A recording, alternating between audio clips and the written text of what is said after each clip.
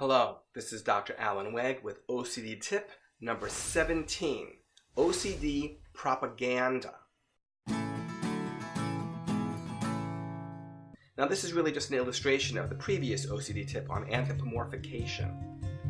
Back in World War II, when the Allies were stationed in the South Pacific, they were subject to a radio show that was broadcast from Japan in English and aimed at the Allied troops. The show was hosted by a woman named Tokyo Rose, and her mission was to undermine the morale of the Allied troops by broadcasting things about how they're losing the war, they might as well just give up, put their arms down, or that back in the States their girlfriends had forgotten all about them, were dating other people. Anything again to undermine the morale of the troops. Well, you're at war with OCD. And if we imagine your OCD as a living, breathing enemy through the process of anthropomorphization, we can also imagine that it may use propaganda as a way of controlling you. It does not want you to figure out that you really can challenge it and that you would win if you tried. It wants to continue to undermine your resolve to fight and win.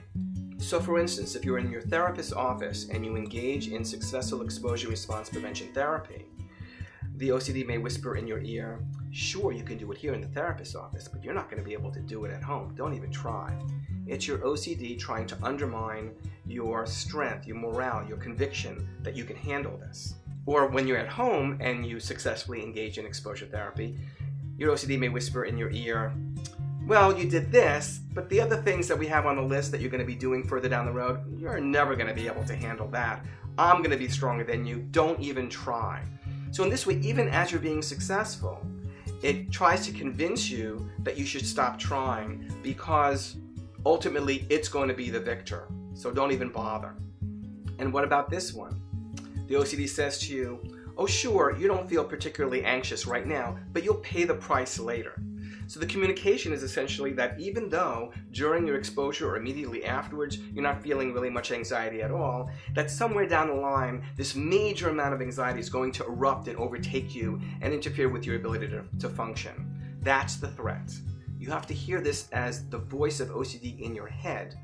Propaganda, propaganda, propaganda. This is Dr. Alan Wegg. See you next time on OCD Tips.